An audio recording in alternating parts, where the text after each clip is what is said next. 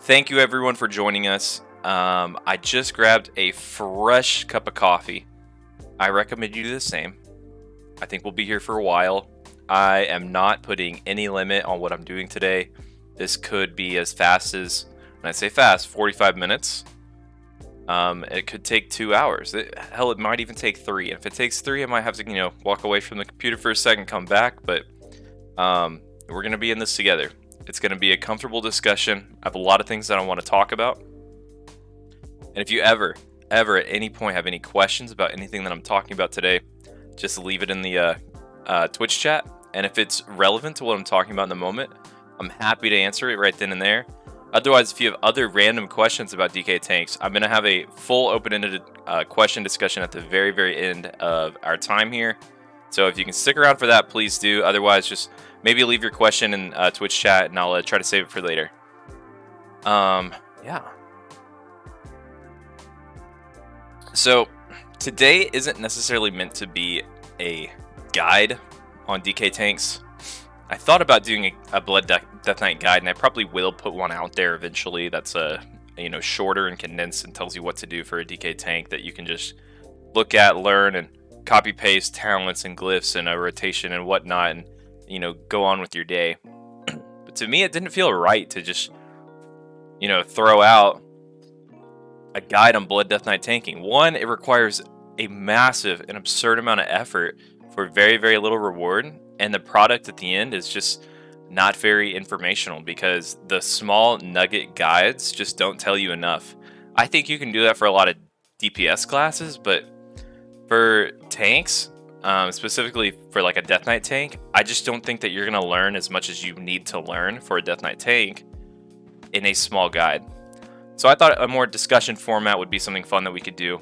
It's my first time doing something like this, so if it doesn't work out, then it doesn't work out, but get comfortable. If you're listening to this on Twitch, I'm glad you're here. If you're watching this on YouTube later after the fact, thank you for watching. And if you're listening to this maybe in the car, like you would a podcast or anything like that, thanks for listening, guys. This is what we're going to be talking about. A list of things here. We're going to go over talents and glyphs. We're going to talk about the play style of a Death Knight tank and your niche. I'm going to talk about varying rotations, for pack sizes. Starting with like a single target rotation, what should you open with? An off-tank rotation, a 2-pack rotation, a 3-pack size rotation, and then a big AoE pack rotation. I'm going to talk about your CD usage. Blood Death Knights are known for having the most amount of CDs in the entire game of any tank. And I'm going to talk about all your CDs and like when you should use them and how you should use them. I'm going to talk about when do you want a Death Knight tank? When are they actually like peaking in their strengths throughout the expansion? And what fights do you really genuinely want one or maybe even need one? I'm going to talk about a question that I get all the time. All the time. Should I run a two-hander versus dual wield? And then, like I said before, if there are any questions at the end, we'll do questions at the end. So let's get into it. I'm going to be taking my time here.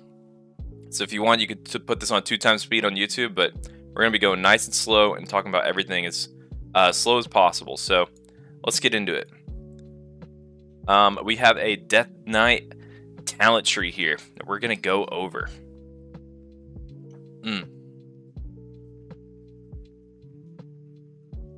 Starting us off, we go 5 out of 5 Blade Barrier. It's the obvious choice in the row. The other points don't really give us much in terms of tanking, and Blood Barrier is definitely mandatory. Blade Barrier is really cool because basically what it does is whenever your blood runes are on cooldown, you gain a Blade Barrier effect, which decreases damage taken by 5% for the next 10 seconds. What's really cool about this is it lasts 10 seconds, and your blood runes take 8 seconds to refresh. So you can keep close to, if not 100% uptime on Blade Barrier, or at least 100% uptime while you're tanking a boss. It's not so important if you're not tanking anything. And that's just a flat 5% damage taken reduction. This is one way, if you are new to Death Knight tanking, or maybe if you've been Death Knight tanking for a long time and you're experienced, this is something that you can do to improve your week by week mitigation. Making a good clear weak ore that tracks your Blade Barrier proc and your Blade Barrier uptime And eventually when we get really clean logs for Classic Wrath, looking at your Blade Barrier uptime is going to be a really good way to determine how well you're managing your Blade Barrier and reducing your overall incoming damage. And this is just good gameplay, a good thing to keep it aware of. I think most DK tanks just spec into this and forget about it. Just straight up forget about it. They don't even worry about it. They never look at it. They don't bother with it. I think Blade Barrier is important. It's important for a lot of fights, like Algalon, for example, absolutely shreds DK tanks. If you're not keeping track of your Blade Barrier uptime, it's going to be very, very rough for you. And even Lich King. Doesn't matter if you're on a 0% Lich King or a 30% buff Lich King, you are going to be taking a ton of damage on 10 or 25 man. These fights with like heavy tank damage, you need to be tracking your Blade Barrier. It's going to be really important for your overall mitigation and just make you an overall better tank player. Moving down the tree, I always go 5 out of 5 Blade and Armor. It's just a good flat amount of attack power that you're getting from your armor value. It's always going to be scaling with you. It's so valuable that even Frost DKs go this talent early on in the expansion because it gives you so much attack power on top of Dark Conviction, of course, but it's really good. And attack power is ultimately going to equate straight into our Icy Touch damage, so it's very, very valuable for us. Now, I just said Icy Touch, the trigger word, the all-important Icy Touch word. Look, I'm going to be talking about Icy Touch a lot today. What you need to know right now is Death Knight tanks are an Icy Touch bot. We are machines built to only do one thing, and that one thing is Icy Touch. Anything we can do to talent, glyph, build ourselves, rotation-wise, all of it to prioritize our Icy Touch, it's going to be very valuable for us. So, you just need to know that, and we'll get way more into it later. Next, I gotta go Runetap. I think a lot of people sleep on Runetap, and spoiler, we're gonna go improved Runetap too. I always go 5 out of 5 Dark Conviction. This is just gonna give us more crit. And then I always go 3 to 3 Death Rune Mastery. This is kind of nice because whenever you hit with a Death Strike, those Frost and Unholy Runes become Death Runes. Which means if you hit a Death Strike, you're going to get 4 of your runes converted into Death Runes. Which means all 4 of those runes could then be used on like 4 Icy Touches if you needed them. You probably won't need them. But even if you didn't want to use them as an Icy Touch, it's really good because there are so many things that you use as a Blood Death Knight that are blood runes. Think about your Vampiric Blood cooldown, your Runetap. Maybe you got a Blood Boil for AoE threat. Or you need to Pestilence to refresh disease or even spread diseases out. So just having these extra death runes is going to really help your rotation.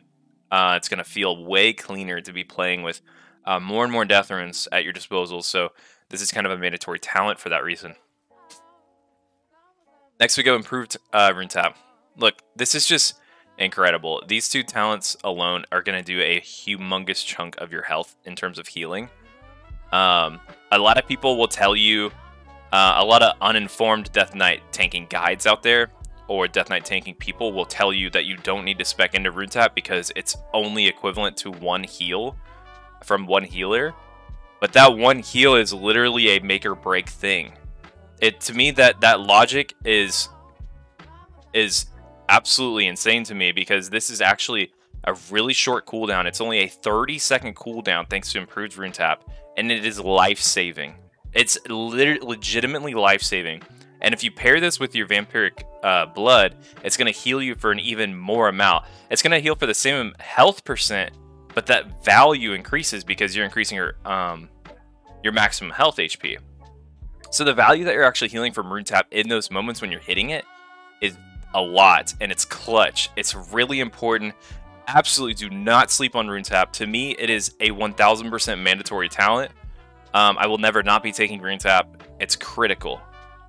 Very, very good talent, and you need to get comfortable in using Runetap to self-heal yourself for missing HP.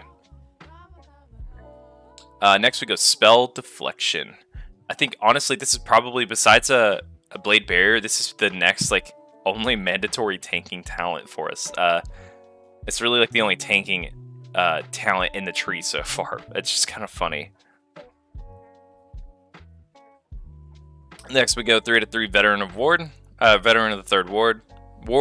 This is going to increase our total strength, stamina, and expertise. It's just mandatory, easy money, easy profit here. We got to go 2 out of 2 A-Bomb's Might. This is our 10% attack power increase to our raid, and also increases our total strength by 2%. Now we like getting strength because strength gives us a couple things. It's going to give us attack power, which is going to increase our icy touch damage, and it also gives us some mitigation too. We get here. I have one Death Knight I can log into real quick and try to show you where it is. So it's Forceful Deflection. It's a passive. This is going to increase your parry rating by 25% of your total strength. So anytime we're increasing our strength, we're increasing our mitigation. A lot of people forget about this. It's a very forgotten about thing in the Death Knight world. The more strength you have, the more parry you have. It's a very small thing, but more strength is going to be more threat and more mitigation. So strength is great. It's a great thing to have. Back to this. Next, we gotta go Hysteria. In case you're not familiar with Hysteria, what this does, it's a 3-minute CD that's going to induce a friendly unit into a killing frenzy for 30 seconds. This means that the target is enraged, which increases their physical damage by 20%, and they lose health equal to 1% of their maximum HP every second. The health lost on this is extremely minimal. It's absolutely forgotten about. All we care about is this 20% physical damage increase for 30 seconds. 30 seconds is a long time. This is very good. So we really like getting Hysteria. This is like your physical damage equivalent to like a power infusion. So absolutely mandatory. Now at this point in the tree, we have 31 points spent. This is where you can really kind of just throw points where you feel that you need them, and where you like to have points just to move down into the tree. And I'll show you a few points that I like. So one of my favorite points to get here is Mark of Blood. This is optional, but I do like it. A lot of times as a Death Knight tank, especially early on, maybe in like phase 1 of Classic Wrath and in phase 2, your Death Knight tank isn't all that great. They're just very squishy in these moments. They don't have enough gear at their disposal to scale up very well, and they don't have the effective HP pool, and they don't have the armor. So they're just kind of squishy early on. It's totally fine, but you just need to know that there's a lot of times that you're going to be off tanking, and I think Mark of Blood is just like a fun button to press while I'm off tanking. When you're off tanking as a Death Knight tank, you often find that you don't have much to do because you're afraid to icy touch a boss, especially on a pull. If you icy touch, you're just gonna rip threat. Icy touch is so strong that it's like a taunt. So Mark of Blood is just fun. You're gonna just apply it to targets, and it basically just helps uplift your counterpart tank. Ultimately, it's just gonna do some blanket healing to your raid, and it's a very minimal and not a huge deal at all. But I enjoy Mark of Blood. Totally optional talent if you just don't want to bother with it. I like getting 1 point in Sin of Blood. You're basically going to be proccing this a lot, meaning that you're going to be getting a ton of runic power from it because it doesn't have any ICD. It's just you have a 15% chance after dodging, parrying, or taking a direct damage to gain Sin of Blood effect, causing your next melee hit to generate 10 runic power. This is especially true if you're dual wielding. You're just going to be getting a lot more runic power overall. And what do we do with this runic power? Well, we're just doing rune strikes with it. And truly, like, we probably don't even need this talent into Sin of Blood. I always like having it. I think it's a staple 1-point talent that I can always grab that's going to be consistent good runic power generation for me, so that I'm never on runic power, and I can always use that for my rune strikes. And we're using runic power for Death Pact. I never want to be in a situation where I don't have the runic power to Death Pact. That would be a very sad moment for me as a Death Knight tank. So making sure that I always have good, healthy amounts of runic power is good. And so I do like this 1 point spent in Sin of Blood. So we do go there. Now, a couple other places you can go with the rest of these talents. I'm looking at things like Improved Blood Presence. Well, it says, while in Frost Presence or Unholy Presence, you retain 2% healing from Blood Presence, and healing done to you is increased by 5% in Blood Presence. Well, as a tank, we're never going to be in Blood Presence or Unholy Presence. So all this means to us is while in Frost Presence you retain 2% healing from Blood Presence. This is literally just going to passively heal you as you auto attack. It is extremely minor, absolutely minor, and it does very, very, very, very little healing. I don't really spec into this anymore. I used to. It used to be part of my staple. I just do not think it's worth it. Although if you want to, like, absolutely feel free to go for it. These points are pretty optional at this point. I do like to go into Bloody Strikes, so I like to spend a couple points into Bloody Strikes here. I like to max this out, and it's not for the Blood Strike damage. It increases damage by Blood Strike by 15%, Heart Strike by 45%, and increases the damage of Blood Boil by 30%.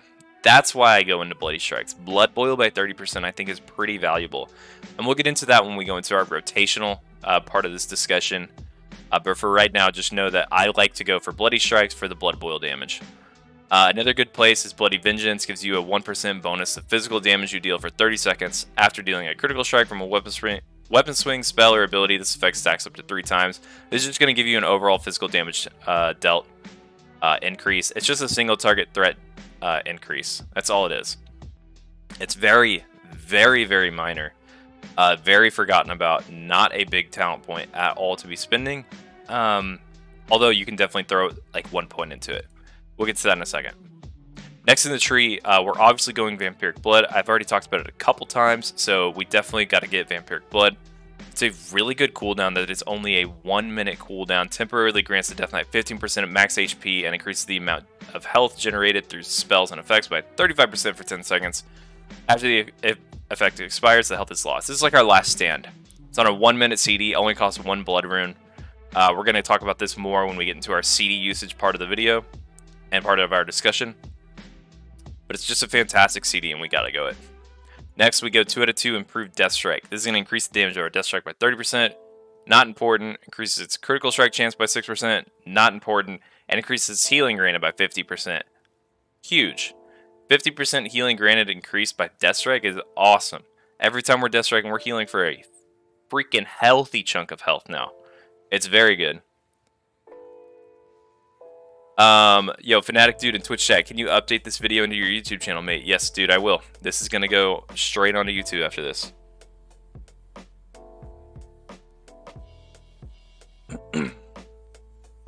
Okay, so we're at 39. I have 1 more point to spend to move down into the tree. This is where I could go into Bloody Vengeance. I think that's a very worthwhile point to spend. You could go into another Innocent of Blood if you wanted to get another. To me, I would just go Bloody Vengeance. You don't need to go Vendetta. You don't need to go Subversion or Butchery. So yeah, we take... I go for Bloody Vengeance. Already talked about all the other talents. At this point, all we're grabbing is Willed and Necropolis, 3 out of 3.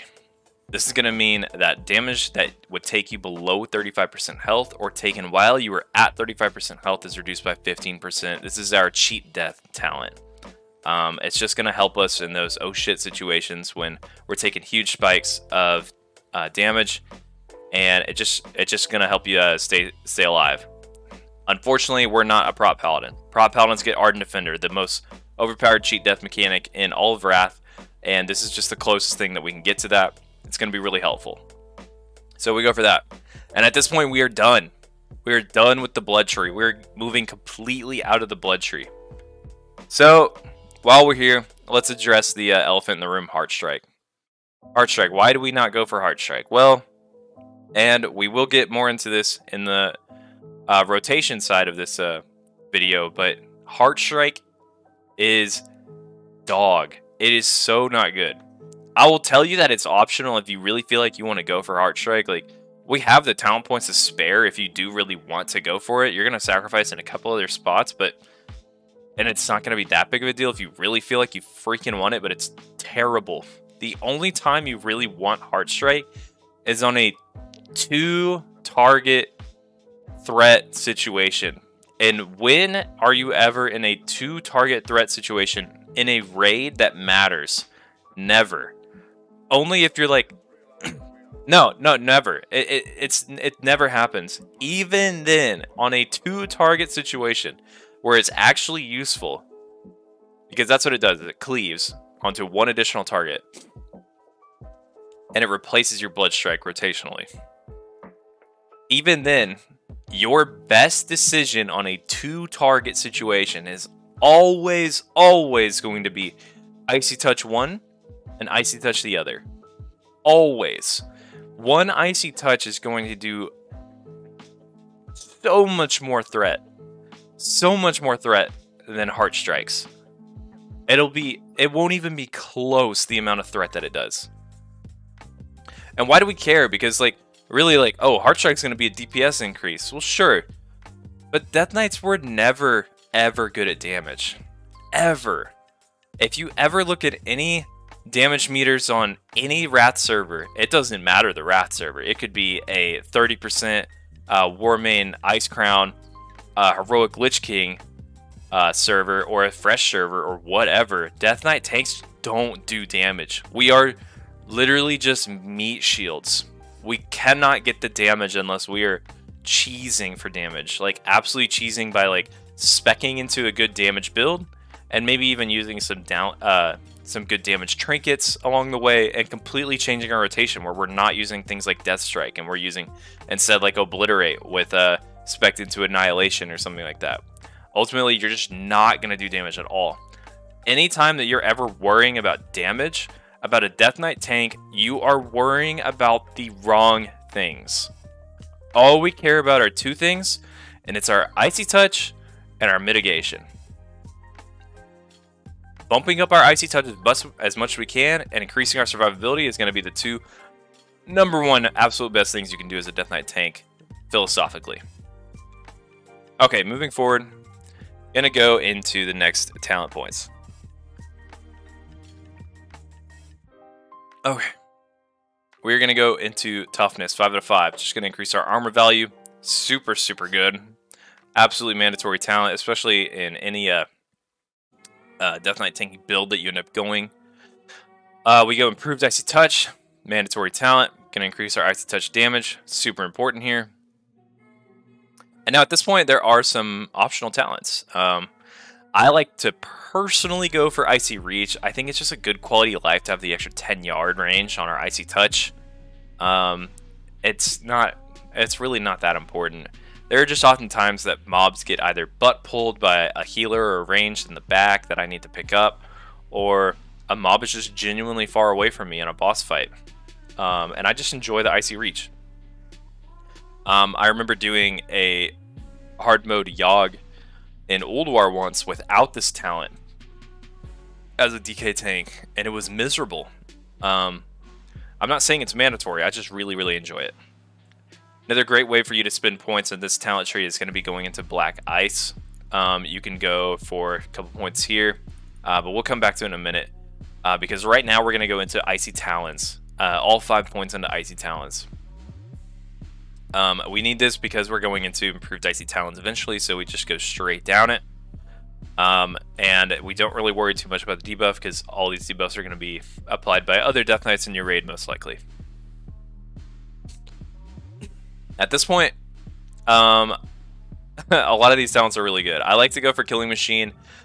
Usually about 3 points into Killing Machine is what I'll do. I'll go 2 points into Endless Winter. It's going to increase your strength by 4%. Again, like we talked about, strength is great.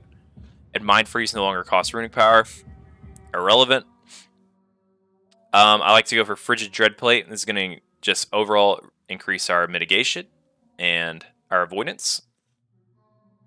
And then I also really like Glacier Rot. This is going to do more threat per second in terms of increasing our Icy Touch damage. It says diseased enemies take 13% more damage from your Icy Touch, which means every Icy Touch outside of your first one applied is going to do 13% more damage.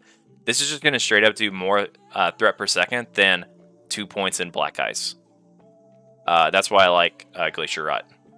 And then we go 1 point into Improved Icy Talons. I'm pretty much always recommending that you go for the double buff spec, which is Improved Icy Talons and A-Bomb's Might. This is just going to provide your raid with 2 key buffs. Now, granted, improved Icy Talons will likely always be brought by your Frosty K, and you're likely never not going to have a Frosty K in your raid. Very much true. And if that's the case, you don't have to go into this at all. If you are just in a guild that will always have a Frosty K, even in your 10-mans, then sure, you don't need to have improved Icy Talons, and you can totally spec out of it. If that Frosty K is never dead, and he's always in your raid, then your raid doesn't miss anything for going deep into Frost to get this one talent. Totally fine. However, I'm going to always recommend it. It's just a good staple, a good healthy decision to have as a Death Knight tank to always be also including that same buff as a Frosty K. 2-inch DPS, but it's also 5% personal haste. Yes, it is 5% personal haste, but in theory, we don't have to go all the way down into the tree to get this extra 5% haste. We could be instead going somewhere like, let's say we weren't going this. We'd probably spec out of this, and we'd go for a full 5 out of 5 anticipation. It's just for every point that we take out of anticipation, we lose 1% avoidance, just to make up for the gap that we have, just to make sure that we get improved Icy Talents. So in the end,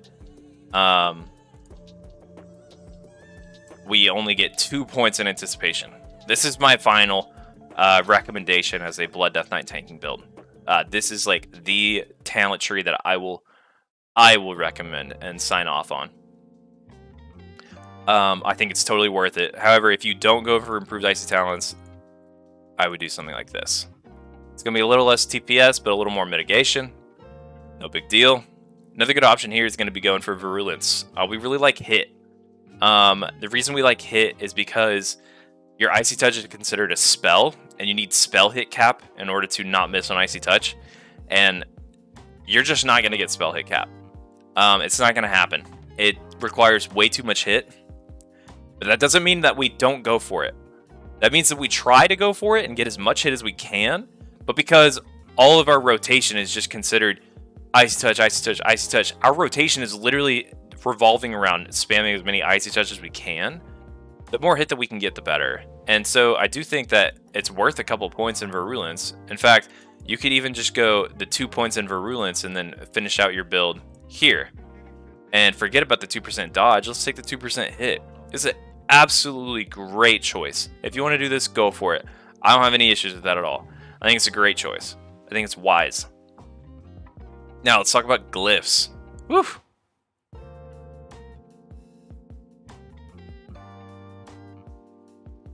Glyphs.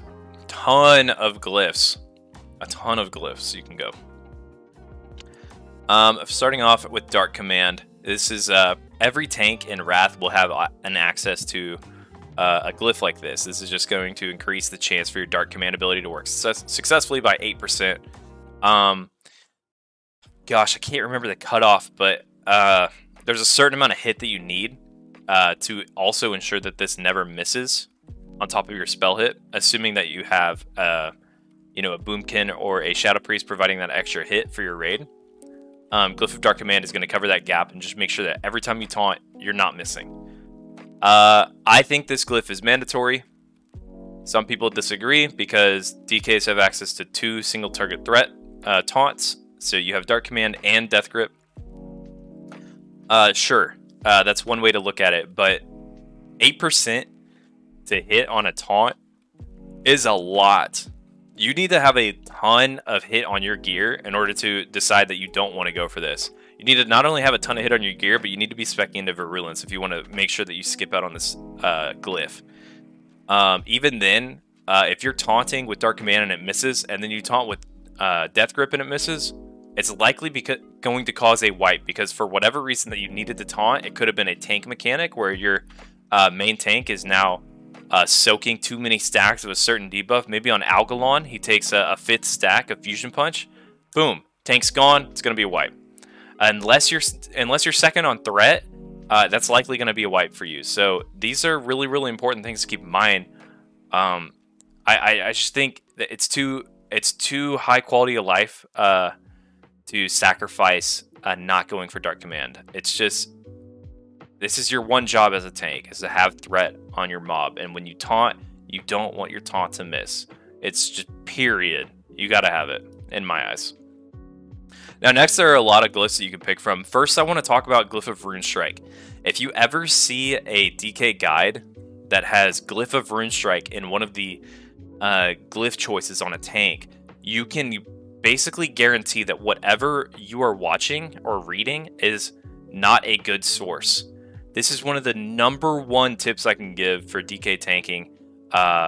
Research. If you find anything that says Glyph of Runetap, you know that that information is very bad.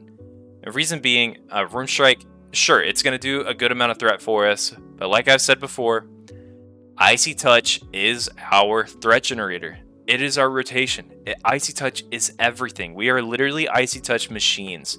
All we should be doing is prioritizing our Icy Touch, taking care of it, and amplifying it to the maximum ability.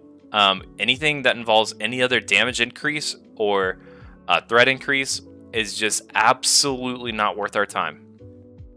And so because of that, Glyph of Runetap is just an absolutely F tier, D tier, trash tier glyph. One glyph I do like to go is Glyph of Disease. I'm actually not running this right now on the off-spec of my DK on Synergy that I play on. I typically only really recommend Glyph of Disease for a main tank Death Knight. If this is your off-spec, you don't really need it. But if you are like the main tank of a guild approaching 25-man content, Glyph of Disease is really good. In terms of rotational purposes, basically what it's doing is anytime that you need to refresh your diseases on a target, which you should always have your diseases on a target, you can, instead of doing Icy Touch Plague Strike, which is good rotationally because you're getting out another Icy Touch, it's going to help your threat. Likely you don't need that Icy Touch, especially like just a couple, you know, like a minute into a fight, 30 seconds into a fight. You likely don't need that Icy Touch anymore. Instead, what you can do is just Pestilence with a Blood Rune, and your diseases are refreshed, and then you can use your Icy Touch and Plague Strike. Instead of using those globals on that and those runes on that, you can then use that on a Death Strike when you see your health dip a little bit. It's way better rotationally.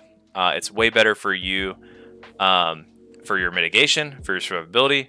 And this is just a better play style for a Death Knight tank and a main tank role. I would always recommend Glyph of Disease for that reason. Although it's not mandatory. It's okay if you don't want to go it. Let's go ahead and throw in another one here. To me, I always go Vamp Blood Glyph. It just increases the duration of your Vamp Blood by 5 seconds. So what's nice is that means Vamp Blood's on a 1-minute cooldown. If it lasts for 15 seconds, that means we're getting it back up every 45 seconds. And every 45 seconds, we're increasing our max HP by 15%, or at least we get the option to. It's pretty insane. So to me, the Glyph of Vamp Blood is really nice. Just a easy, pure survivability glyph here. It's great. Another great option that I will always tell people is Glyph of Death and Decay. It's one of the most forgotten about, one of the most underrated talents for a glyphs for a DK tank known to mankind. This glyph it's busted. It's absolutely busted. Now, philosophically, for a Death Knight tank, you are meant for single target threat. That is your job. You are not going to typically be the tank that is chosen to tank something AoE. They'll likely assign that role to your prop paladin if you have one in your raid. But if you don't have that, or if you are running 2 Death Knight tanks, or whatever the case may be, it's just nice to have Glyph of Death and Decay either in your bags or just as a staple in your glyph rotation. Personally, I run it 95% of the time. I run with Glyph of Death and Decay because these days I'm often just off-specking tank instead of main-specking tank. Glyph of Death and Decay is phenomenal. It's phenomenal in dungeons. It's phenomenal in Phase 1 of Classic Wrath for Nax because there's so much trash. And it just does so much more damage on your Death and Decay. Without this glyph, you will notice a big difference in your AoE threat. If you just run into a pack, drop D&D, you're going to lose aggro on all of those mobs very quickly to people who are bursting AoE on them. with this glyph, you will have enough threat to actually sustain AoE threat on trash mobs, either in a dungeon or a raid, until those mobs die. It's kind of crazy how strong Death and Decay is. But if you're doing all the single target tanking for your raid, then sure, you don't need this. It's not a necessary glyph. It's just something to have in the back of your mind. If you ever need to AoE tank anything, this is by far just a absolutely phenomenal glyph to take. Whew. Let's see. Another glyph that I really like is Anti-Magic Shell. This is going to increase the duration of our AMS by 2 seconds.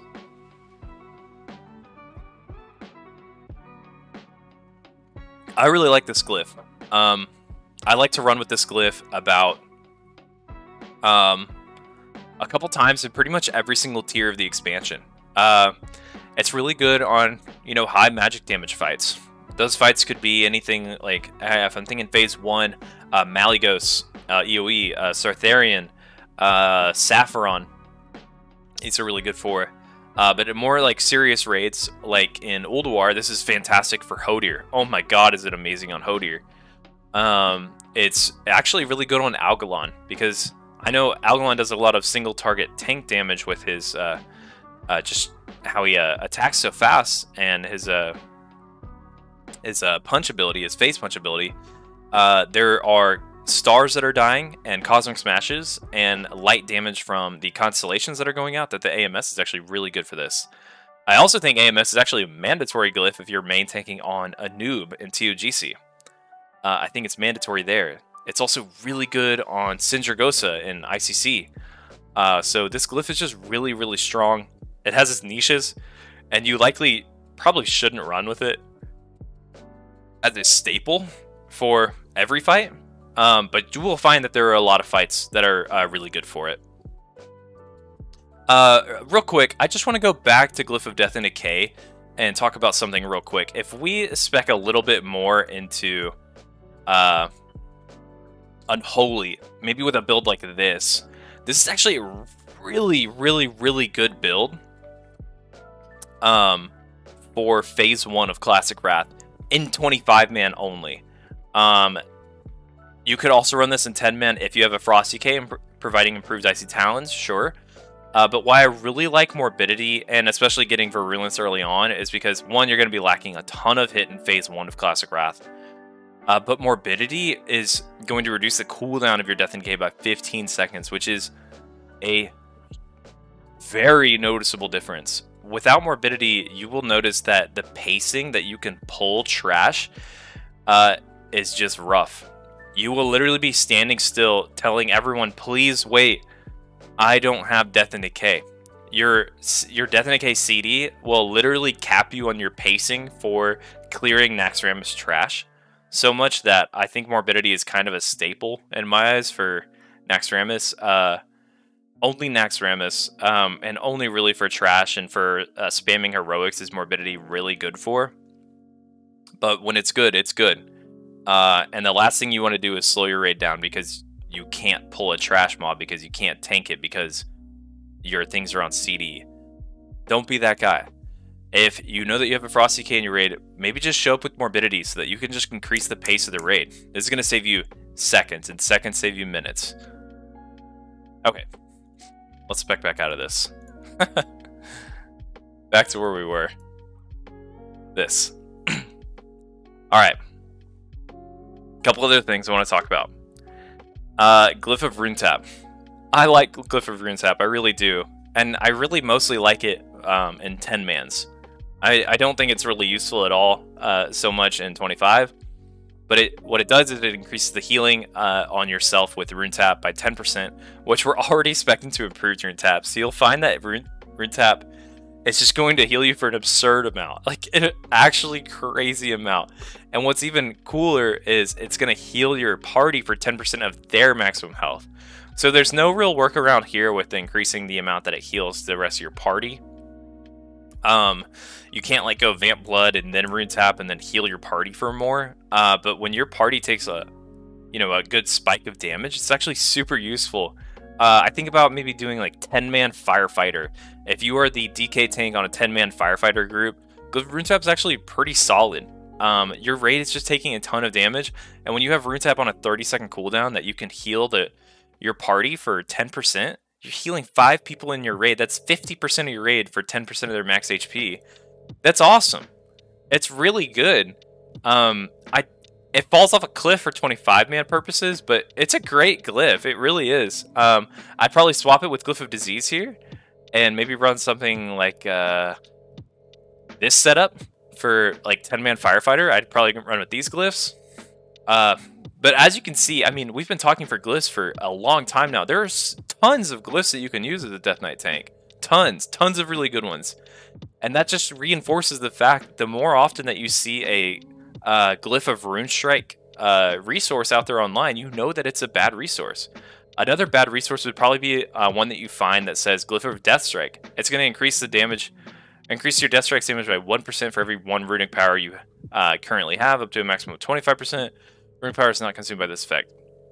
I've seen a lot of Death Knight, not a lot, I've seen some Death Knight tanking guides online that actually have Glyph of Deathstrike as a glyph in their guides. Don't listen to these guides. Don't use that. Absolutely don't. There are so many better options. That's pretty much it. We don't go for Icy Touch because all this does increases the Frost Fever damage. It's kind of a bait. If this was a Glyph of Icy Touch that increased our Icy Touch damage, sure, we go for that. Otherwise, no. And one last thing I want to talk about is Lichborn. If you want to spend the 1 talent point going into Lichborn, you totally can. It's useful to remove fear effects. This will only really happen on very few fights. I think like on Onyxia. LOL. People completely forget that Onyxia's lair is a thing on Wrath. You will use it on Ariaya and Ulduar. And I think that's it. But what a lot of people don't know about Lichborn is when you pop Lichborn for 10 seconds, you are considered undead. And when you are undead, technically speaking, and let me pull it up. Technically speaking, your death coil. So let's just read the description. Fire blast of unholy energy causing 443 shadow damage to an enemy target or healing 664.5 damage from a friendly undead target. If you pop Lichborn... Oh, I'm sorry. This view is actually terrible. Is this better? If you have this, you're actually going to heal yourself if you target yourself while Lichborn. So for 10 seconds, you are undead, and you can heal yourself with Death Coil, which is crazy. It costs a lot of runic power, and it would likely only be used maybe for 1 Death Coil, maybe 2. You could get off 1 though. But this is just one way you could also self-heal. It's a kind of a crazy niche thing, and you likely will never really use it, and you'll find very few situations where you'll do it. But just a fun little interaction about Lichborn, because a lot of people just don't know that in terms of DK tanking for it. Okay, let's see. That's got to be it for talents and glyphs. Playstyle and niche. Man, I think I had more planned for playstyle and niche, but I feel like I've already talked about a lot of it. But just give me a second.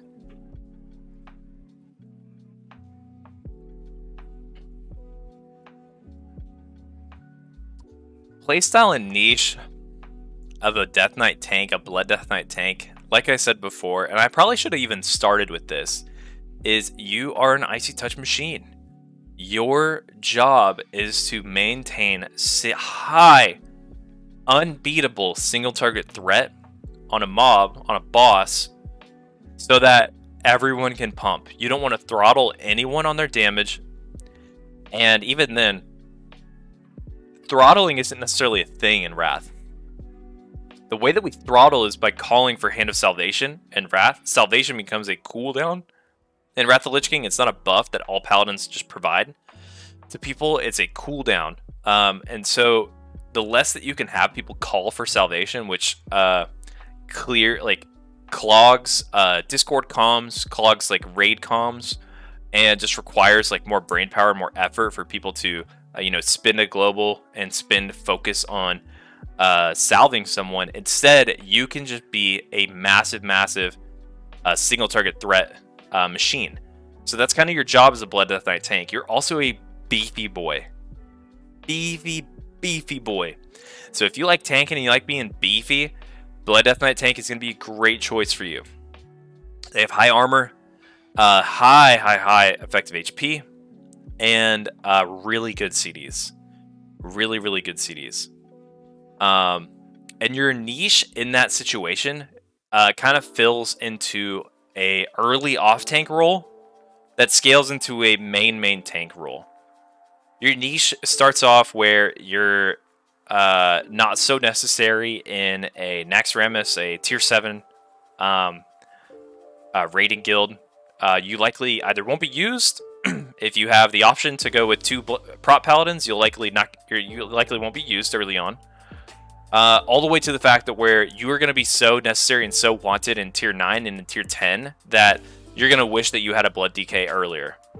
So I will always recommend, I think it's nice to start with a Death Knight tank and just stick with it in your guild for the entirety of an expansion, rather than having a prop paladin, either the prop paladin reroll, or you bench or just kick, G-kick the prop paladin.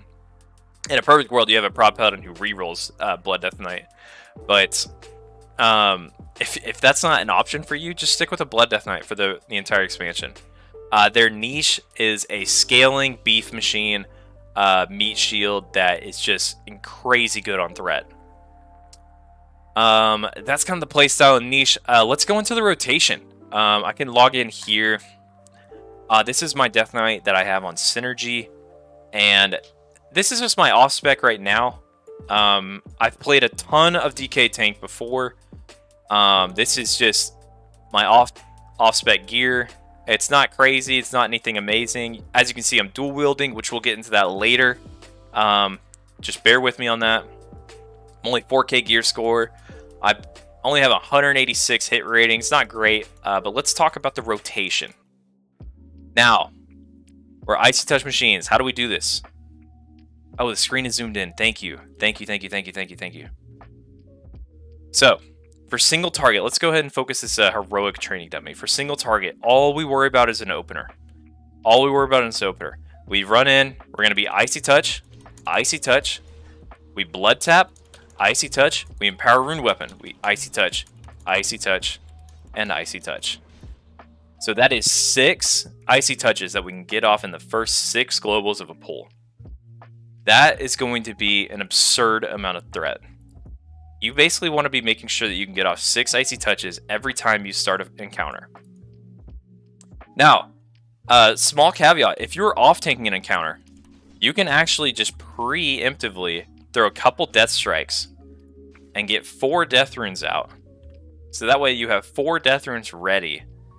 Maybe your Empowered Rune Weapon is on CD like mine is, or whatever the case may be. But now, I can boom, there are 4... Oh, that one missed. 4 Icy Touches in a row. And just a fantastic opener. Maybe if there was a transition phase, or maybe if I just taunted the boss and needed to take over from my other tank, that's a good way to open for your rotation. Now, in terms of rotation for the remainder of the fight, right now I'm not running with Glyph of Disease, so I can't actually refresh my diseases. But basically what you're going to be doing is keeping up your diseases. And that's by applying a Icy Touch like that, and a Plague Strike like that, and then just Death Striking in between. Hitting your mob with Death Strike, not necessarily as a filler, but you want to do it as best as you can every time you take a tiny spike in damage. That's going to be the best way to play this, in theory. You spend your Runic Power on Rune Strikes, and if you have too much, you can also just spend it on a Death Coil on the boss. And we're just Death Striking in between, and we're spending our Blood Runes on things like Vampiric Blood. We're spending it on Mark of Blood, applying Mark of Blood to the target. And of course, we're using our Hysteria on people. Today, I'll just use it on myself. But in theory, this is kind of the rotation and playstyle and the feel of what a Blood Death Knight looks like while they're attacking just a single target mob. You're popping your CDs as often as possible, like I pop my Trinket. And you're just Death Striking as much as you can. Trying not to maybe don't overthink your Death Strike usage too much. I think it will just cause you to fumble. And you really just want to be rune tapping and vamp blooding as often as possible. Rune tap religiously. Rune tap often. Always find times to rune tap in your rotation. Always. Now, for a 2-target rotation, let's face these two guys and say I'm targeting these two for a 2-target rotation. Maybe I'm running into a trash pull, or even if it's a just 2 mobs that I need to tank on a boss encounter. Maybe this is like a Thorum, or maybe it's on a Yogg-Saron where I need to tank 2 mobs that are available. So what I do is I Icy Touch one, I tab, and I Icy Touch the other, and then I Plague Strike one, I spread my diseases to the other. Now both of these have my diseases up, which is really nice and helpful for me. I can Death Strike off of this one. I can probably pick up some more threat on this one, so maybe I Icy Touch this guy, and then I just spread my diseases back over so that both of my diseases are running on these. But really what you want to do is just you Icy Touch one, and you tab, Icy Touch the other. Another good option would be to Icy Touch one, tab, Icy Touch the other, and then I could boom, D&D. Great opener on 2-target mob would be to Icy Touch, and then D&D. This is only doable if you rune tap or if you have death runes going, because if you, in a standard pull, you'll have 2 frost runes, and you can't get the Icy Touch, and then Death Knight or D&D to happen, so you'll have to rune tap to make it happen. But that's the only other way to do it. I tried doing it there, but my D&D was on cooldown, so it didn't work. Now for a 3 mob pull, and I think about 3 mob pulls because I see a Death Knight struggling with these a lot, because, and I'm seeing this more recently because I'm playing in an Ulduar server right now, or a server that's in Ulduar. And for any Death Knight tanks that are running at 3 mobs, say in the Tunnel of Thorum, what do you do? Well, likely they're not all standing pixel perfect on top of each other. They likely aren't. So one thing that you can do is, let's say I need to pull this mob, and this mob. So what I can do is I can run in and engage them, because I'm not gonna Icy Touch this bitch and then LOS and wait for him. This isn't TBC. No. We run in on this shit. We run in like men. We drop D&D. I will Death Grip this guy in so that he is in my D&D, and then I'll start playing the game. I want to get that Icy Touch off on the skull target as soon as I can. I'll spread my diseases with a Pestilence, and then I'm Death Striking. And then I'm just tab Icy Touching. I'm just tabbing, looking at my Omen, which my Omen isn't showing right now because I'm in Ironforge. But this is my Omen down here, and I'm just tab Icy Touching, tabbing, looking at threat on all of these, and seeing which target needs an Icy Touch right now. That's it. And so my 3-target mob pull is basically the same as a big full-on AoE pull. I'm literally just starting with D&D, and then I'm just Icy Touching on the first mob that I can, either the one that everyone else is targeting, or just the close, like, little mob that I can. I'm spreading diseases, and then I'm hitting a Blood Boil. And then I'm blood tapping and hitting another Blood Boil. For big AoE pulls, that's what I like to do. Always. So your Blood Boil, let's read. Boils the blood of all enemies within 10 yards, dealing 234 to 286 shadow damage, deals additional damage to targets infected with Blood Plague or Frost Fever. So you want to make sure that you get your diseases out on all the enemies in a big AoE pull. Say there's like 20 mobs, maybe you're tanking like 30 whelps, 50 whelps on Onyxia or in Sartharian and OS. So basically you're dropping your D&D, you're hitting Icy Touch, Plague Strike, Pestilence to get all your diseases out, and then you just want to be Blood Boiling as often as you can. I'm hitting this Blood Boil here. I'm trying to trying to blood tap, but it's on CD, and then hitting another Blood Boil there. That's why I really like getting the Bloody Strikes talent. Increasing the damage of your Blood Boil is only good on AoE, but when you need it, you actually kind of want it. It's pretty useful. It just kind of depends on how long mobs are staying alive, on how useful that kind of stuff will be. But generally speaking, what I'm doing is I'm dropping D&D, putting up diseases, Pestilence on all of them, And then I'm blood boiling likely, and then I blood tap blood boil. That way I can get 2 blood boils out on all the mobs. And that's just kind of like my perfect AoE rotation. Now, what is next? CD usage. CD usage. Great subject to be on. Let's go back to my DK in game. I can go over all my CDs. Now, so Runetap. We're using this as much as we can. 30-second cooldown. As much as we possibly can. Anytime our health dips and we know that our healers are either... Just use it. Just use it liberally. Use it until you feel like you use it too much. Just always, always, always use your Runetap. Always. The more often that you use your Runetap, the more comfortable you're going to be using Runetap in situations where you need to use Runetap. If you don't spec into Runetap, or if you just straight up don't use your Runetap very much, then you're never going to be ready to use your Runetap when you want to use it. So just use your Runetap often. You always want to use your blood tap to make sure that you're getting out, you know, an extra icy touch on a mob or an extra blood tap out. Maybe you're completely tapped on all of your runes. You spent all of them on a rotation and you can't vamp blood. That's when you'll want to blood tap vamp blood. That's kind of how I use blood tap. Hysteria. Give this to your feral druid and be done with it. If you don't have a feral druid DPS, then probably just give it to a warrior. If you don't have a warrior, give it to a combat rogue or a frost DK. At that point, I don't care. Like, I'll take bids. Like, people can straight up pay me for Hysteria. I don't care anymore at that point. Let's talk about Death Pact. Death Pact is a 2-minute CD that sacrifices an undead minion, healing the Death Knight for 40% of her maximum health. This heal cannot be a critical. So, Death Pact's really good.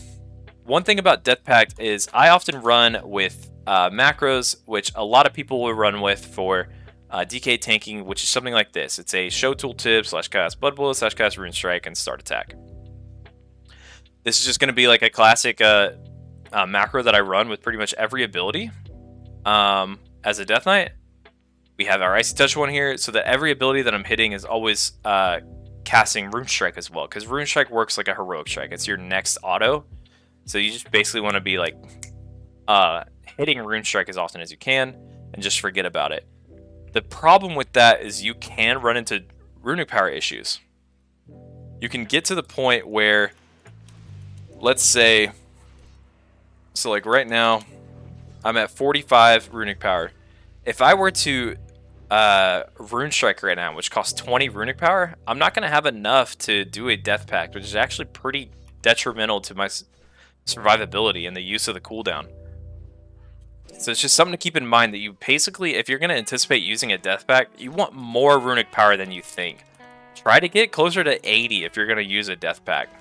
Just because your rotation will either be using your Rune Strikes, or you might have to use your runic power on something else, like an AMS. Like, boom, I use AMS there. And maybe I don't have enough runic power right now to do Death Pact because my stupid macros have been using Rune Strike. So that's one thing you can do. You can either, one, not make those macros and not run like that because that's going to grief your runic power, or just make the macros and just play around it effectively. Now, 2 things about Death Pact. Boom, I just used mine there on my ghoul that was up. It's you can actually use this with your Army of the Dead ghouls too. So if I were to pop Army, and if I had Death Pact available on cooldown, I could consume one of these undead minions and heal myself with Death Pact. So Death Pact is not limited to your 3-minute cooldown of Raised Dead. It's limited to only 2 minutes, like it says, if you're using your army effectively. And then Vamp Blood. Vamp Blood, I kind of think it's a little more similar to Runetap. I think you should just be using Vamp Blood as often as possible. It's not a good tank CD in terms of a real tank CD, because all it does is temporarily increase your max HP. It doesn't do any damage reduction, and I genuinely don't think tank CDs are good unless they have a damage reduction component. Because a lot of times that you want a good tank CD is because you know that you're about to take a big damage. Either Steel Breaker and Iron Council is charging up a big fusion punch, or Lich King is about to hit you with I'm blanking on the name. Or Sindragosa is about to breathe on you, or Sartharian's going to breathe on you. Like, a lot of mechanics in Wrath, you either have a DBM timer for, or the boss has a cast timer for, and you know that a big damage thing is about to come. Sure, you can Vamp Blood it, but it's not going to reduce that damage hit by any means. Only things that can reduce the damage is going to be like AMS and IBF, and those are good CDs for those moments. I think Vamp Blood instead, you should just be using this as often as you can. I wouldn't say on cooldown per se, but as often as you can. Just try to liberally use Vamp Blood, because that 1 minute CD with a 15-second duration just means you're going to have it up often. So if you get good uptime on your Vamp Blood, that means you're increasing your effective HP throughout the duration of a fight even higher, which means you basically just have more health than your gear gives you. So the more often you can find ways to use Vamp Blood, just the better EHP you're going to have, essentially. Now, this isn't the like be-all, end-all discussion on Vamp Blood. I'm not just like permanently always using this on cooldown, but my rule of thumb is to just use this one liberally. Now, IBF. Oof, IBF is so good. This is one of the best this is one of the best defensives in the game. Probably only second to Shield Wall by Warriors. So it reads 20 runic power, 2 minute CD. The Death Knight freezes her blood to become immune to stun effects. Not too often are you using this to be immune to stun effects, and reduce all damage taken by 30% plus an additional reduction based on defense for 12 seconds. 12-second damage reduction. This is so good. This is so good. This CD is incredible. I mean, while you're running with this, you're going to be so strong. You really want to save IBF for those moments where you know that you're going to take more damage. The like execute phase of Patchwork. When you lose a healer or lose 2 healers, you need to have IBF. You want to use this on Plasma Blast on Firefighter. You want to use this for Surge of Darkness on Vezax. You want to use this on the Freezing Slash on a noob in TOGC. I mean, shit, you want to use this for big moments. And what's even crazier about IBF is how good it is. It's a 2-minute cooldown. Oh my god, a 2-minute cooldown on something like that is crazy, dude. That is so good. It's so good. Donkey Rider 12345 says, what's the scaling with the defense bonus like? Oh man. God, I wish I knew, actually, off the top of my head. I hate getting questions like that, because it's like asking a chef, like, what are the ingredients to whatever, and or what are the measurements to this? I don't know it off the top of my head. But we can quickly find that out real quick. Damage reduction.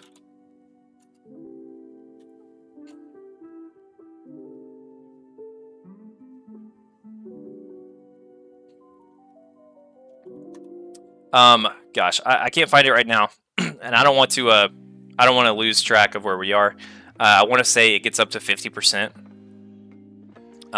But there's also a glyph for it. So, oh man, I think it's 50%. Let's see. Yeah, I think it gets up to 50. I think it gets up to 50. Gosh, I don't know though. I think it might be 45%.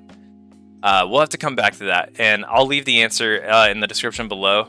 I'm sorry for not knowing that off the top of my head, but good question, Donkey Rider. Good question. Back to other CDs. AMS, Anti-Magic Shell. Now, it's not as good as you think it is. Let's read it. It says, 45-second cooldown, 20 runic power cost, surrounds the Death Knight in a AMS, absorbing 75% of the damage dealt by harmful spells, up to a maximum of 50% of the Death Knight's health, and preventing application of harmful magical effects. So, the last sentence of this is really just a DPS increase and gives you back runic power when you absorb. The important part is it only absorbs 75% of the damage dealt by a harmful spell, up to a maximum of 50% of the Death Knight's health. So, if my current health right now is 33.5k, that means 50% of my health is 33.5 divided by 2 is, it's like 16. Where the hell is my calculator? 33.5 divided by 2, 16.75. So this is actually only going to absorb 16k worth of spell damage. But you can increase this further by doing Vamp Blood first, and by increasing your effective HP and then AMSing, you actually absorb more spell damage. So it's super useful for that. So if I were to increase mine to 38.5, we then have 38.5 divided by 2. You're then absorbing 19.25k.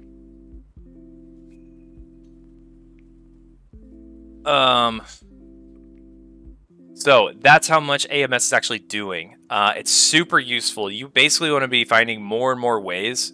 Each time you learn an encounter, you should try to find new ways to use AMS.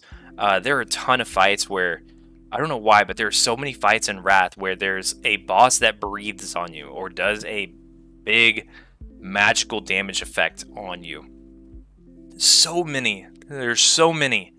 And so you can use it every time you get breathed on, but you can also use it to soak mechanics that help other people out. Like, I think about Firefighter all the time, and this goes for every Death Knight. You can straight up just throw up AMS and go soak a mine on Firefighter for the rest of your raid, just to provide a little bit extra space during Firefighter. And you can even use it to help soak the ghosts on Lich King. It's great. It's great. You should always be thinking about how can I find a new way to use AMS on this fight. And lastly, another CD is Army of the Dead. We can kind of skip the first portion of this. What you need to know is while channeling Army of the Dead, the Death Knight takes less damage equal to her dodge plus parry chance. So I don't love this defensive. I don't, for a few reasons. One, I like to use Army of the Dead for actual mechanics.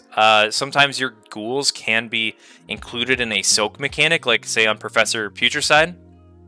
When oozes explode, they can add to the number of people who are soaking for that explosion. They can be used on Algalon to help tank adds at the very end, the execute phase of Algalon. You'll want to use Army of the Dead and use your ghouls then to actually like taunt and just be annoying to hold aggro on adds. The channel effect of this cooldown is one really short and not very good. It's only going to reduce the damage that you take equal to your dodge and parry chance, which is it's not going to be very much. I don't think that you should really rely on this, especially because it's a 10-minute CD. I wouldn't rely on this too much, too much. It's not all that great. But you need to know that there is a damage reduction component to it. So, if you are absolutely desperate for a cooldown, Army of the Dead is always in your back pocket if you have the runes for it. Just take a second or two globals to just chill and don't spend any runes, and you'll have Army of the Dead for your last minute thing if you just need to use it. Say you're in the execute phase of Thorim, or you're completely out of CDs on Twin Valks and they get empowered or something. You have Army of the Dead as a last resort cooldown to use. Whew. And I think that's it for CD usage. Let's go back to this. Now, when do you want a DK tank? Because ultimately, DK tanks are not the best tank in the game. The best tank in the game is a Prot Paladin. And it's not close. Although, what Prot Paladin doesn't have is a high number of CDs and high single target threat. That's what the DK tank has. It fills that niche of a beefy boy with good cooldowns and crazy threat. When do you want a DK tank? Well, I can tell you, you don't want them in tier 8. You never need them, or not in tier 8, in tier 7. In Naxxramas, OS, and EOE, a DK tank is just lackluster. They're probably the second or third, or probably tied with a Feral Druid in terms of the second tank that is best in that phase. But I'd rather run with 2 Prot Paladins in the first phase of Classic Wrath. Now in Ulduar, I probably don't want to run with a DK tank early. And the main reason is because Algalon hurts so bad that I'd rather take a shield blocking, you know, just naturally tanky prop paladin for Algalon early on. But eventually you need to have that DK tank ready because, boy, I need to have that DK tank fully kitted and ready to go in tier 9. Even then in tier 8, DK tanks are by far the absolute best tank for Vezax. And they're probably the best tanks for Hodier too. And those are two tanking fights that threat matters so much. So much. You get to Hodier and people are doing so much damage through all the debuffs and buffs that you get from doing Hodier hard mode that your Shadow Priests, your Warlocks, and your Fire Mages are suiciding. They're probably not throttling themselves. They are probably not getting the bops that they need to survive, and they're probably not getting the salvations that they need, and even then the salvation might not even be enough. You kind of really want to have a DK tank for those two fights on Hodier and especially Vezax in tier 8. So DKs already are coming into the fold into our DK meta, into our tanking meta in tier 8 already. They are ready to be used for important hard modes for main tank, solo tanking those fights. Important for it. And one little niche thing that I want to talk about in terms of those fights, especially Vezax and Hodier, where you really, really want a high single target threat, is one fun thing that you can get is this PvP reward, which is really just a daily reward. And it's this sigil. It's Sigil of the Frozen Conscious. It's just a sigil that's going to increase the damage dealt by your Icy Touch by 111. Or, yeah, 111. And it's the only sigil in the game that's actually going to increase your Icy Touch damage. And it's best in slot. It's best in slot for threat. I don't run it most of the time because I like using the Icy Touch increase your defense rating by 53 sigil for right now. And even then I'll swap to the dodge one when I get it. You won't use it all that often, but you want to have this sigil in your bags. In fact, I would say it's mandatory for any respectable Death Knight tank to have this sigil. It only requires you to do a couple dailies for a couple days, and you have this sigil. It's so easy to obtain, and you'll use it the entire expansion. Anytime that you are doing those fights that require insane single target threat, you want this. You might even use it on Twin Valks in TOGC. You might use it in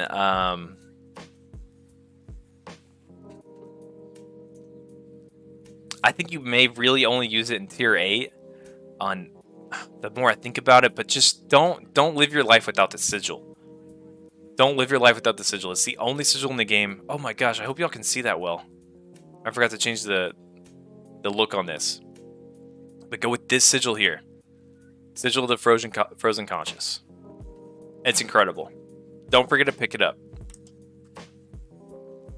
And two-hand versus dual wield. When do you want to use a two-hander or dual wield? Well, like I've said before, DK tanks just they're only there for Icy Touch spam. That's what they're good for. So anything outside of Icy Touch is just unimportant. Because of that, there's nothing in our kit that matters for weapon damage. I do not care what the weapon damage is on a two-hander or how a two-hander is going to increase my DPS. Because ultimately, it's not going to do shit for my Icy Touch. So I don't care. All I care about in terms of weapons are the stats on them. As a DK tank, do not be mistaken, because all your weapons matter for are literally stat sticks. And what are the stats that are important to a DK tank? Stamina, defense, mitigation things, and hit. All we want are hit and stamina.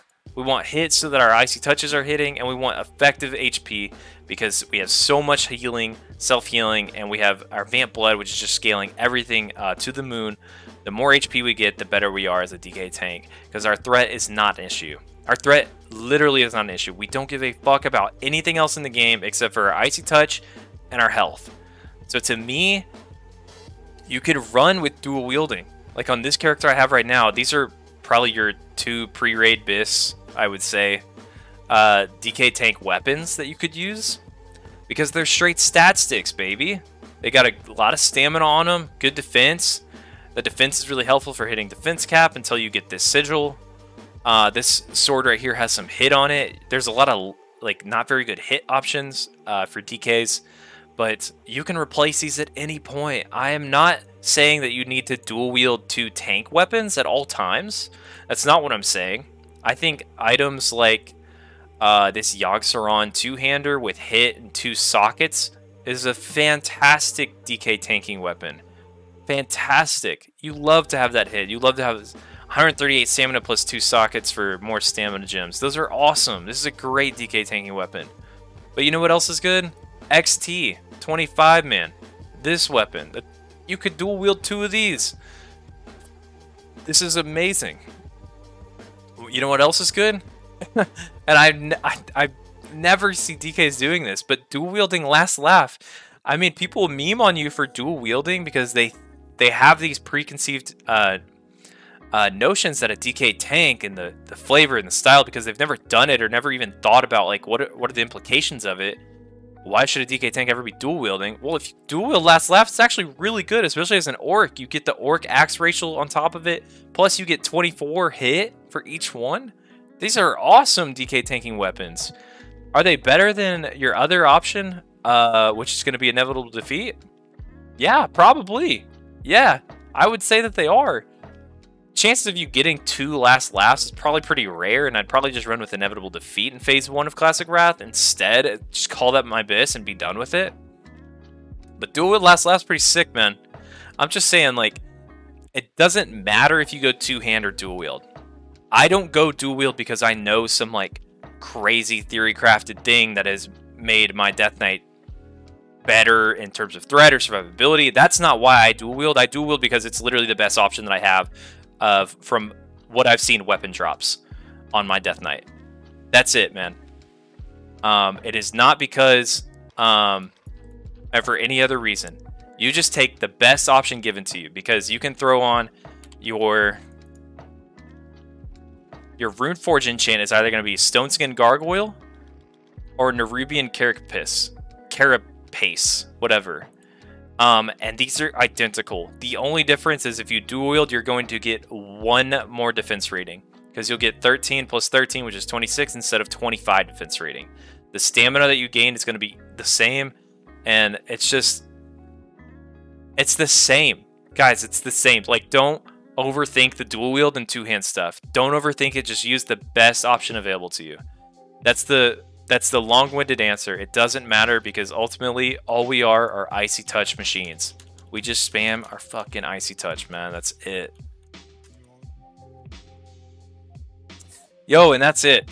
That's it for this this video, this discussion. I'm open for questions. If you are there on Twitch chat and you have any questions that you want me to answer, I'll do my best to answer them right now.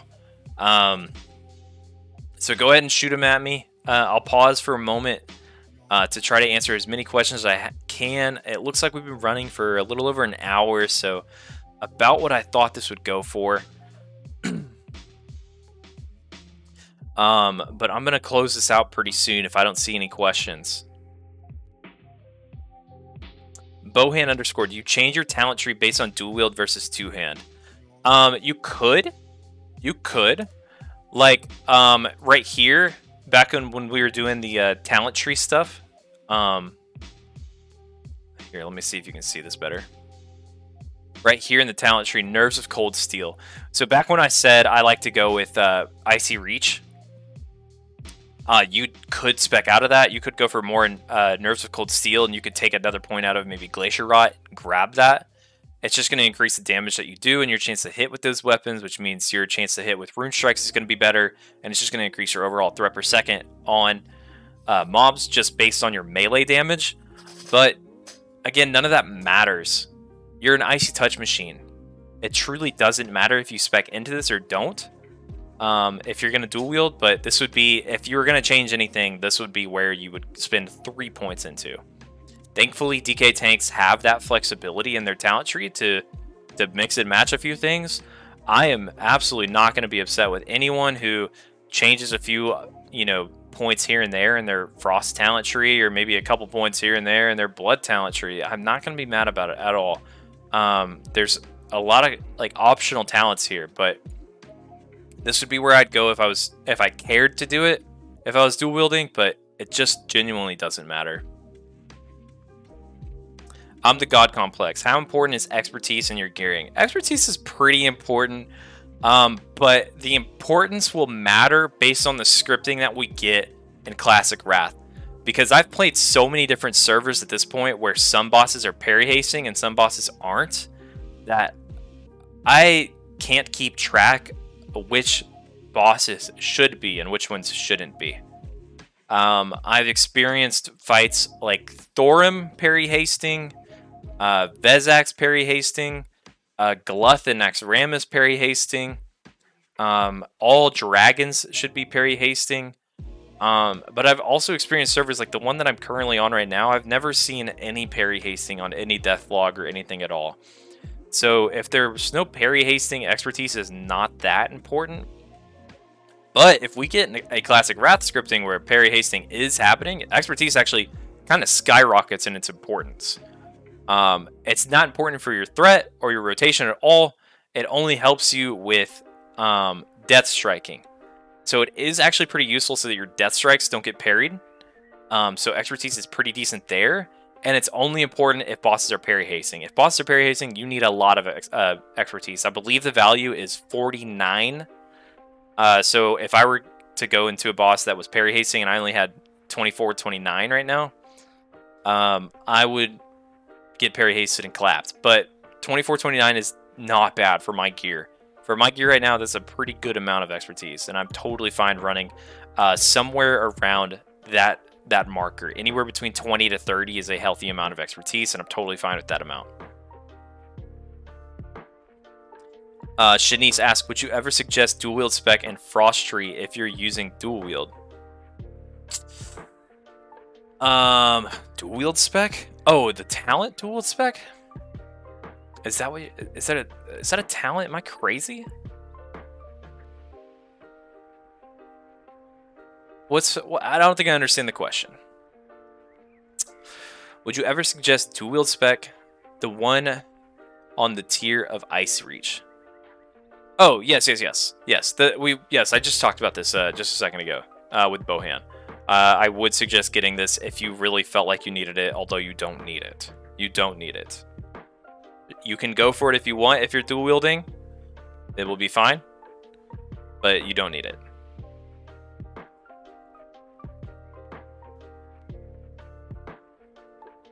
Any other questions at all, boys?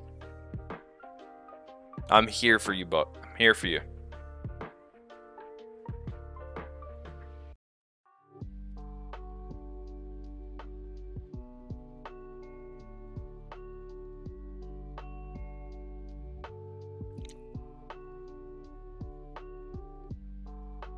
Okay. Well, with that being said, I'm going to close this out. Oh. Pre-raid, would you suggest dropping Necropolis and Vamp Blood for D&D CD and improved Icy Talons? I already went over what I would do to get Morbidity. So there's a section in this video that you'll see that talks about how I'd get Morbidity. And where I would go to drop Icy Talons to get it. But yeah, I would drop improved Icy Talons for Morbidity early on, especially pre-raid, like you said. That's it for this video, guys. I'm gonna close out here. Thank you for watching and chilling with me. I need to get a new coffee. Boomer Thea, thank you for the follow. Yeah, guys, so if you like this kind of content, just follow me on Twitch. If you're here watching right now, just drop me a follow. I post videos like this on my YouTube channel on a decently regular basis. I've never done anything like this. This is long-winded. I'm parched. I'm out of breath. I feel like I've been talking forever. And I just think this is a better approach to discussing DK tanking. I just felt too comprised in a box making a guide on Death Knight tanking, and would just much rather talk about it. It's too complex and also at the same time too simple. Like, all you do is Icy Touch, and then the complexities of all the choices and the way that you can approach fights and the different talent choices and glyphs and even the different professions, which we didn't even talk about today. I just think there's too much to a Death Knight tank to be put into a small box and a small short video. This is why I love this kind of open-ended discussion. I might even have to do another one of these all on Death Knight tanking and just straight up answer questions that I get on the comments of this video alone. So thanks for listening. I hope this was helpful to you. If you want to use this as your guide for Death Knight tanking, go for it. Although I don't think I provided you with like literally everything that there is. I'm sure I've missed some things. Like I already said, I missed talking about professions. I didn't talk about races. So if those kind of things matter to you, like I'm happy to answer them in the comments. But yeah, this was it, man. Thank you for watching. Go ahead and join the Death Knight class Discord. I don't really like class Discords at all. In my experience, they're really toxic, uninformative, and just a shitty place to be. But I know that not all class Discords are like that, and the DK class Discord is so far decent. There's some really good guys in there who are actually giving like good information out. So if that's something that you care about, like join the Discord. I'll leave a link to join the DK Discord in the video description below. And yeah, just thank you guys for your support. You guys are the reason why I make these videos and do this content. I woke up today and was just excited to get on my computer and talk to you guys and just talk about Death Knights. I love Death Knights, and I've been doing this Death Knight tanking stuff for a long time. Whether as a main spec or an off spec, like I just love it. I absolutely do. I like just chilling and rambling about this stuff. To me, it just feels more comfortable. I don't have to, you know, do any retakes on how I phrase things. It's just how it is, man. So we get to chill. Anyway, I have a raid later tonight, and I have a raid tomorrow and the next day. 2 raids on Sundays. So I'm gonna have to get off for now. I'm gonna turn off stream. I'm gonna work on getting this up on YouTube. Thank you guys so much for watching. Love you guys. Peace out.